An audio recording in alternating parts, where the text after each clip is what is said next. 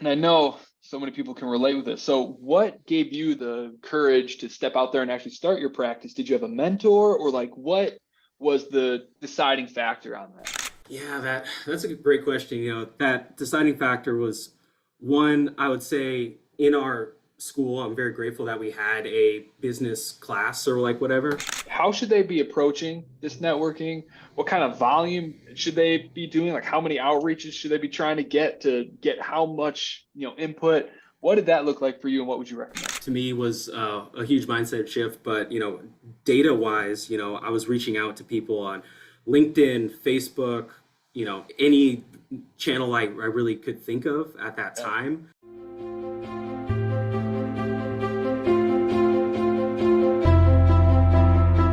All right, perfect. What's going on, Cash Physical Therapy HQ? Hope everyone's having a fantastic week and you're having a great Wednesday. And you're ready to learn some stuff because we have a very special guest here today, Dr. Matthew Perry, someone who we've been working with for quite some time, and he's grown to become someone I consider a friend, someone who one has a very motivating and inspiring story for many of you who has had to overcome a lot of the challenges I know many of you are currently facing within your own business. And Matt has accomplished something that is is absolutely incredible, and many people dream of achieving this and hitting this milestone, and many think that they don't even have what it takes to be able to do that. And we're talking about hitting $30,000 a month in a cash practice and being able to build a team and create a workplace that not only is something that his staff is happy to be able to come to. And I've gotten to meet some of your staff, and they're so excited and they're so eager, and you can tell they're really invested in helping grow your practice. And so I'm so excited to share your story. I'm so excited to listen to your perspective on what cash practice owners need to do to really like get the needle moving within their practice. So honestly, man, I can't thank you enough for being here today. Oh man, what an intro. I really appreciate it, man. You're gonna make me blush.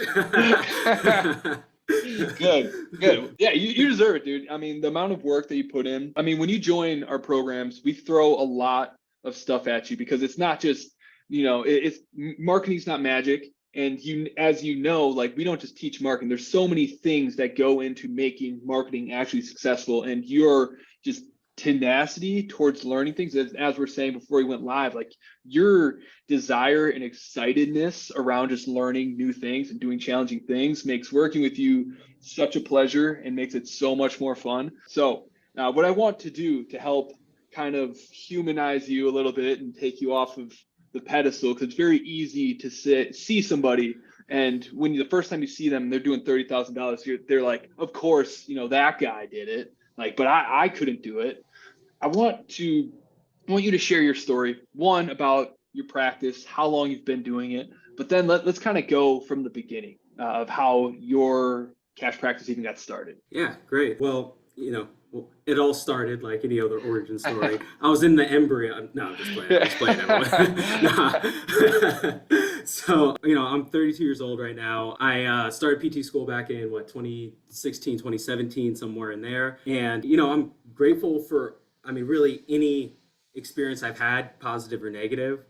But, what really kind of got me into this whole thing of maybe I need to do something differently from the general, seeing, 100 patients a week and, all that kind of stuff is really my internships. Like, again, grateful for all of those, but I knew I was going to get burnt out quick.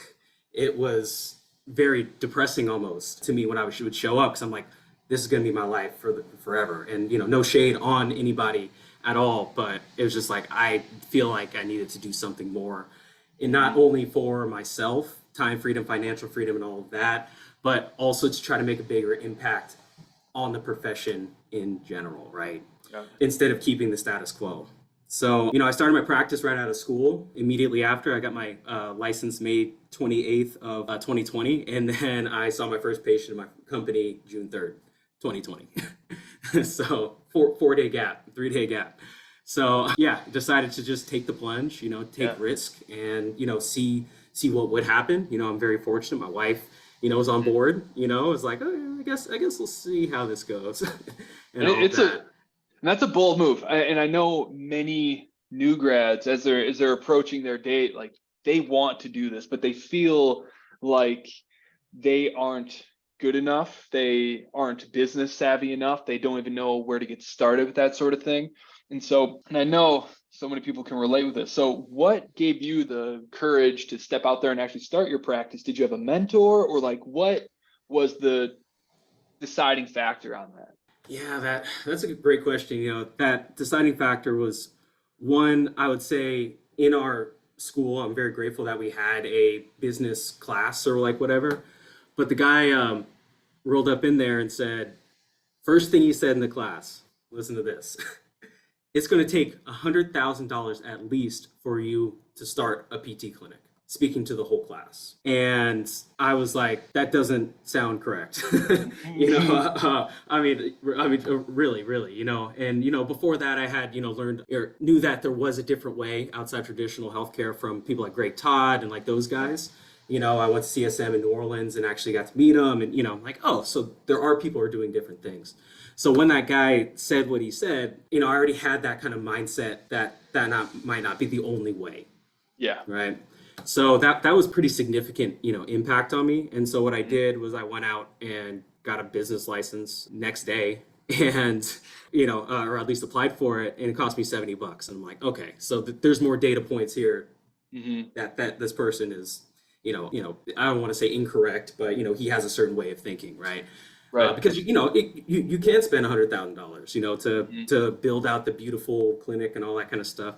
I don't have a rich uncle. I don't know about anyone listening here. So I had to do what I had to do. And so, coming directly out of school, I just loaned myself $400 and got an EMR and, started it, took the plunge, as they say. Yeah, lean and mean. That's the way to do it. I've never been a fan of taking on like investors to start a business. Like in today's age, you really don't need to, especially, when you got started, did you go straight to the gym model and operating out of a local gym? Yeah, I actually started mobile. Nice. Keep overhead low. Even better. My first client, I just took all that money and paid for my equipment and all that kind of stuff, and just kind of snowballed from there. So, everyone listening, like as far as, a huge takeaway is, it doesn't cost a lot of capital to start something, right? There's even people I know, and I don't recommend it, without the business license doing some stuff in their garage, right? You're helping people and all of that, right? So, right. Yeah, hopefully this makes sense to everyone listening. Yeah. That's an incredibly important thing. Right. No, it doesn't, the barrier to entry to starting a physical therapy business is incredibly small. I mean, it's free if you consider all the different online things you can start to do to cultivate an audience and sell things online if you wanted to go that route. But the way you did it is the way most people should, in my opinion, be doing it. So why don't you tell us about, did it work? Did everything work out for you right away? Like what were the first couple of months like? Yeah, first couple months were interesting to say the least. I had like one client, and I might have gotten a second client in that first kind of couple months of really doing this. I was figuring things out. And, and we'll circle back to this later, but, for everyone who was in my situation, if they do have more than $400 to spend, I would highly invest in coaching, because if I had done that earlier, the pandemic, because I started in 2019, and then into 2020, right, where we're in a pandemic. And I was very, very lost. I didn't know what to do. So, that's an important point for everyone listening. If you can try to get some support and get some help, cut that learning curve that I had right. in, small percentages, Right. Coaching has changed my life, and I'm not going to go into my story. It's about you, but it took to the point where I went hungry before I finally decided that I'm going to hire someone to teach me how to do this. And literally ever since, my business has never made less than 20 grand a month because I invested in coaching. But it took me 6 years of stubbornness, 6 years of wearing my ability to figure stuff out on my own as like this badge of honor before I realized that coaching and surrounding yourself with people who are further ahead than you is the most important element in growth ever. Even if like even if you're not directly learning and like they don't have a course or they don't aren't directly teaching you, just being at the same table or in the same chat room or in the same Slack channel as people who are further ahead than you, just talking and doing their business is going to grow you so much. We could rant on the importance of coaching forever. And I don't care who it is. It could be I'm not just talking about working with me, anybody. So I'm glad you said that. So when you got started, like what were you doing for marketing, and how did you, when you joined us, you were at $24,000 a month pretty consistently. Tell us about that journey. What were the key elements that you needed to have in place to make that possible? Yeah, another great question. When, through that struggle, I learned I'm someone who's very, very emphatic on the struggle, at times get support at times, but also struggle through some stuff at times. You're going to grow. So I was learning marketing. We don't teach that in school, aside from talk to doctors or whatever. I couldn't get in with any doctors. So I was just talking to different gyms and stuff, just trying to, see, hey, can I, I heard about this whole workshop thing. Hey, can I just give your guys some value? I don't want anything in return, that kind of thing. And through that, it opened up a lot of opportunities to actually end up getting into a gym, and within 6 months of starting the practice. So mind you, this is also through a pandemic. So the scale of difficulty was a little different than it was now. but yeah, definitely trying to leverage the network. I hadn't done a great job with social media, those other types of things. So I really didn't have any contacts. I was just like, I'm gonna start this business. And I was like, oh, well, I don't know anybody. So anyone starting out real quick, like it's incredibly important to leverage your network. A lot of people who are listening to this, have been in an area for, years at, sometimes even decades, if it's your hometown. Leverage that network, talk to people, say, hey, I just wanna help you. How can I help you? And then build from there. Can you tell us a little bit about the times that you failed at doing that? Oh yeah. And we talk about failure, and I know you and I both see those as learning moments now. But in the beginning, I did see it as failure. That's tough, right? When you strike out on 2-3 people you're reaching out to, it makes you a lot less likely to want to do the next thing. But again, another moment for anyone listening is keep pushing, keep talking to people, and you're going to find that right person who believes in you, which I had, and I'll share in just a second, so that, because those people will take you to another level just because they like you, know you, trust you, right?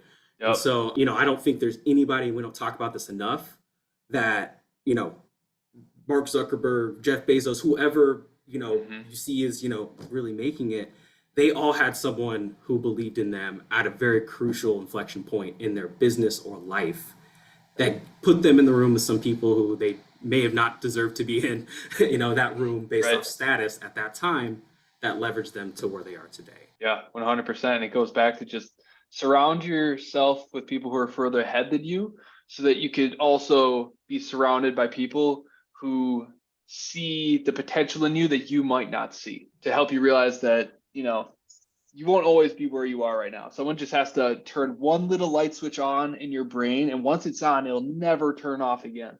And it's really hard to turn those things on ourselves. But for you, did those first moments and interactions come from the networking that you were doing with trying to find referral partners? Is that where that came from? Yeah, and it really snowballed from, I was in and he's now my great friend, wonderful mentor, Rick Moreno, owner of Utopia Cider. If you're ever in San Diego, please check them out.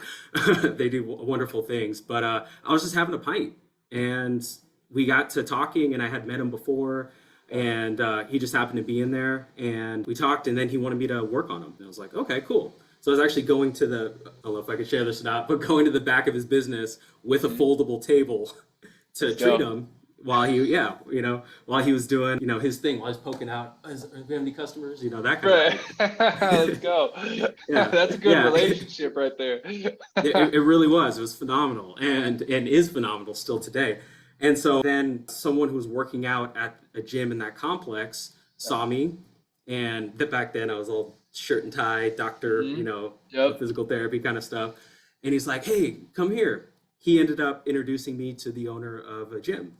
And Bo Francie, another person who, really, really helped me, helped me grow. When him and I got to talking, he's like, oh yeah, why don't you just like pop up a table here and you can just like hang out. You'll provide my clients a lot of value and, et cetera, et cetera.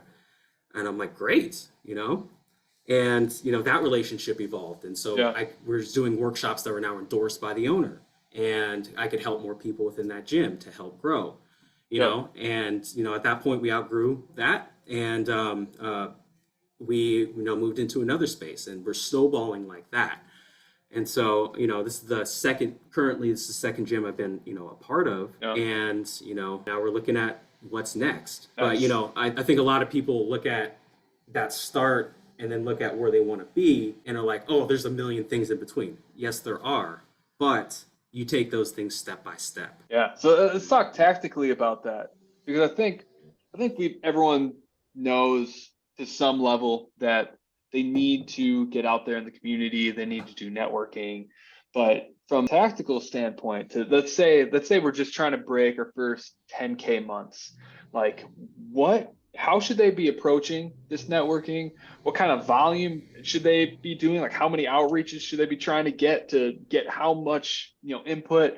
What did that look like for you, and what would you recommend? Yeah, what that looked like to me was a huge mindset shift. But, data wise, I was reaching out to people on LinkedIn, Facebook, any channel I really could think of at that time to just have a conversation. Hey, let me buy you a coffee, right? Yep. And a lot of people, most actually, I'd say probably 90% never responded to me, but the ones who did, we developed relationships, and most of those I have, several years later. So advice to people is, if you are going to be be an entrepreneur, you have to get comfortable with hearing that word no, and doors closing on you and people treating you, unfortunately in ways that, no human being should be treated. Right. Yeah. But you need to do that in order to find those right people, and those right people are going to, impact you personally, professionally, or both. Right. So that's tough, but everyone listening right now is some kind of advanced professional. Most doctors of physical therapy, we've done harder things. Right. 100%. Within our life, PT school is incredibly challenging, right? Getting even to PT school is incredibly challenging. How many applications, I want everyone to self-reflect on this. Did you, put out to PT school, and how many of those said no? You're not worried about that anymore. You're worried about the one that said yes, or the ones that said yes. Right. That's an incredibly strong analogy. I'm totally going to steal that. That's beautiful, man. Okay. So, if you could go back, do it all again from the top, anything that you do differently? Yeah, big thing. We already kind of talked about it, and I want to beat that dead horse. Coaching of any kind. You guys have made an incredible impact for us in our business, and so I could definitely endorse everything you guys have done and are doing with and for us. You guys have given us that whole roadmap. You know what I mean? Like you said, it's a lot of stuff that you guys give us. It's like, I've never had that kind of support in a coaching group before, ever. It's always kind of that soup du jour. Oh, well, what do you have problems with? Oh, I think this. Oh, okay, well, we'll try to fix that. It's like, well, those aren't necessarily the problems that I have, because I was too new, and I still am at some respects, to ask the better questions. You guys are asking and answering the questions for us, for people who have been there, right? Yep. Yeah. I appreciate the plug. Yeah, you need those, because we can't see our own blind spots. We need somebody to be able to help us formulate those questions. It's so important. And so when you joined us, you were at $24,000 a month. You've now crossed the $30,000 a month. Now we're going to maintain that and then scale to that 50K per month. But before, we get to that, like, what changed within your practice, your mindset, your model? What were the core changes that you made that allowed you to break through? Actually, before I get to that, how long were you at $24,000 a month? 1 month. So okay. Really more consistently, we were at that 17K. We would hit maybe 20. Right. We would then kind of go to 18. It was that kind of thing. But that was the first month before we joined on that we hit that 20. Okay. So how long were you at that 17 before you hit that 24, before you jumped in? We were there for close to a year. And so I had a physical therapist, who was there. I had some previous coaching and all of that. And we were focusing a lot of things on our systems and things and that grateful for that we have still used today. Yeah. But there's nothing really moving that needle, moving that dial to allow us to do other things, hire more people and all that kind of stuff. Right. So yeah, so when we had that month, in full transparency, everyone listening, I ended up kind of cleaning house with that previous PT I hired, and then admin, and I hired new admin and a new PT. And as soon as that happened, everything as far as referral sources dried up. It was tough. It was a tough summer, probably one of the toughest summers I've ever had in my life. And so we were grinding, trying. We knew we needed to really make a change, even with that light at the end of the tunnel, with that 24K month. That was good, but we need to do better. Yeah. Because even that's not sustainable long term. So that as far as mindset shift, some of the, again, I believe in struggle, but I also try not to be silly in my decision making. Needed help, right?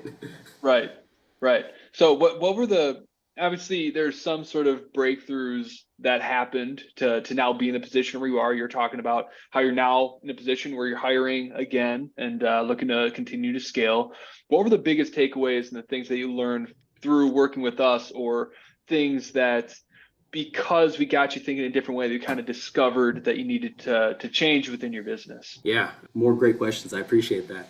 No, I mean, you guys have taught me so many things, honestly. But, if I could kind of distill it and boil it down, I would definitely say you guys have helped us make a lot of processes in our business passive, whether it's the, Facebook ads and automations with that, so we're essentially just hopping on a call with someone. They're already kind of vetted. We hop on a call with someone and then we book them. So it went from a, 12-step manual process to really a 2 or 3-step, process manually. Because everything else is automated, which is awesome, and geared towards our... I just wanted to specify this just because everyone, when they hear like systems, most people don't even know what like systems are. So when you say automate systems, like what sorts of things that you were previously doing manually were now like, that's off my plate for the most part, so I can focus on, the business? Yeah, again, so many things right now, but but we'll go to the Facebook ads. We've ran Facebook ads before. We've worked with companies to help us run those types of things. That was I'm trying to think of the process. It was someone submitting the form. It would let me know that there was a form. I then had to follow up via text because most of them wouldn't answer the calls, and then I have to follow up later. I finally get somebody on the phone. I had absolutely no structure to my call. It was just me being me, trying to, and carrying compassion and those things. Right. Just being a nice guy. Trying to be a nice guy. Exactly.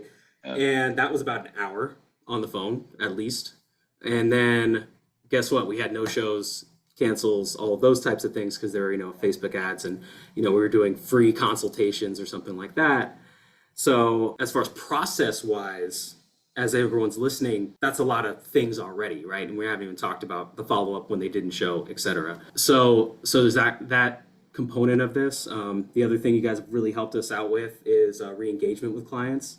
Like most of us, like listening, here's another tip. If you don't have an email list, you should definitely create and curate an email list.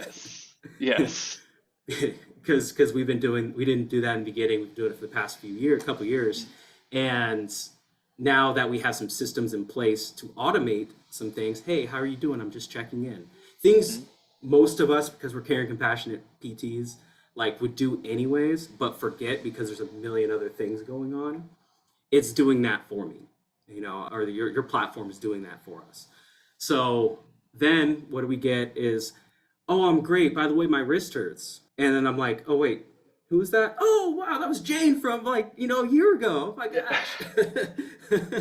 Let's go. Now we're reinitiating that conversation, or even just thanks for checking in. I'm fine. Great. That's the response we get. And so at least, we know they're doing well. Right. Right. And it goes a long way because, like down the road, if they get hurt, you're still top of mind because then you have that perpetually checking in on them every now and then. That one's been a game changer for us too. So I'm glad you implemented that and you're seeing some good action out of it. Yeah, absolutely. And these are simple things, but let me tell you, like everyone listening, like I've been in Active Campaign and those types of things. yeah, I could have built something like that out, but that would have taken me, hours, if not days. And I'm fairly tech savvy, Mm. The fact that you guys had that just plug and play, was huge. I didn't have to do any more work for that.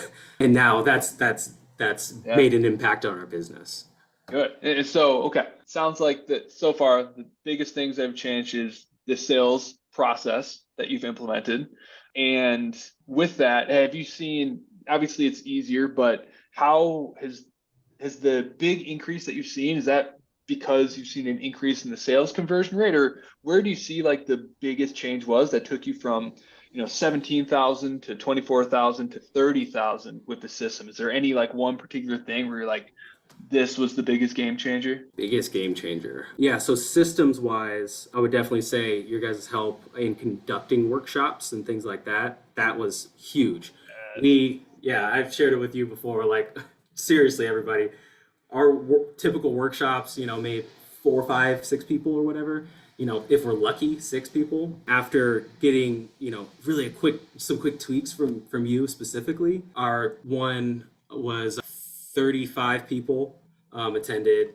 Then the next one was 56 people signed up, 48 attended. Woo, that is nuts. What was there any like specific core difference between what you were doing to what you did that resulted in like this big shift? Yeah. The biggest thing was, and you guys gave me the structure for it, is reaching out to the owner and making sure the owner of whatever facility is blasting an email that I created out to other people. We've asked if they promoted it in the past, and they're like, yeah, we'll promote it. Best case scenario, they print out a flyer or something like that. But no one knew about it. So guess what? No one showed up. We had a couple obviously highly motivated people who looked at the flyer or whatever, who showed us one of the 6, but that wasn't 38 people. That wasn't 50 people for sure. So yeah, reaching out to the owners with an email script so they don't have to do any more work to then blast out to their community. Let's go. So the biggest change is the easiest change you can make. Like learning systems, difficult. Learning how to network and getting comfortable with rejection, difficult. Those things take time. But the biggest shift that added at least $6,000 a month to what you were previously doing is just asking someone who already said yes to doing a workshop is, hey, if I write you an email, can you send it out to your people? Easy. Yeah.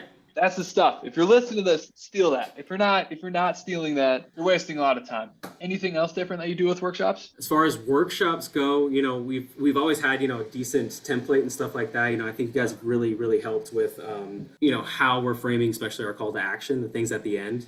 That's where people get all, they're this confident person when we're talking about the stuff we normally know about, the PT stuff. But as soon as we get to the, really important part, and, reason selfishly why we are conducting part of the workshop, then we got a little weird on that, so yeah, that was huge for us as well. Other takeaways and stuff that you guys have helped us do is you guys really, more than anyone else I've worked with, poked some holes in our numbers. And if you're not tracking your numbers, you should. I'm sure you hear that every single day, everyone listening, but you really should. That's why you're hearing it every day. With some things like we're constructing a continuity plan for some of our clients because we're trying to figure out, where's the leak in this huge bucket? And it's not where I think, the leak is, right? That's why you get that outside influence because I can manipulate the numbers however I want, right? If I want to be like, oh, we've had a great year. What does that mean? Does that mean so far? Does that mean the last 12 months? Does that mean last year, right? Right. Compared to what? Right. Compared to what? So really figuring out systematically, okay, what are we focusing on right now? And is that really the problem or is there another problem, right? Right. Very, very transparent to everyone. I, do therapy for my own mental health and all of that kind of stuff. It's that same thing. You say, oh, I feel this way when this happens. And the therapist says, well, why do you think that's happening? Then you get all the way back and unravel the yarn to, stuff that happened in your past, right? Same kind of thing. You're helping me ask the right questions, or at least leading me to the right answers. And so you're creating that continuity program. This is for your Medicare folks, right? Yeah. Nice. And so what, just out of curiosity, I know we're running on time here, but what did you think was the problem with your KPIs? And then what was the number that made you be like, oh, actually what I need to do is get this continuity program going. Yeah, I remembered us talking about, we were talking about visits, Yep. and you broke down the visits and like, well, the revenue doesn't like match the visits. What does this look like? And I was like, oh, well, because of some of the things we're doing, it's like 40% Medicare that we've ticked up to. It's like, oh, that's that problem. We ran my average transactional value, to answer your question, is that real number. And we found there was a huge discrepancy between our self-pay people and our Medicare people. And, it's like, okay, how can we still help these people, and in ways that they didn't even know someone could help them in, right? Right. And balance out those scales so that you can still continue to work with that Medicare population. Because I know that, it feels good for you. You got really good relationships with those folks without it having a huge opportunity cost to the business. So I'm really excited. I haven't gotten to check out the offer and the campaigns we built around that yet, but I can't wait to check them out. Yeah, it's gonna be epic. Heck yeah, man. So yeah, to kind of conclude this whole thing, one, your journey has been incredible. You've been through some really difficult stuff. We didn't dig too deep into that, but I know that this summer was really difficult for you. Obviously, getting a business up and running through COVID as a new grad, difficult, have a lot of pressures against you.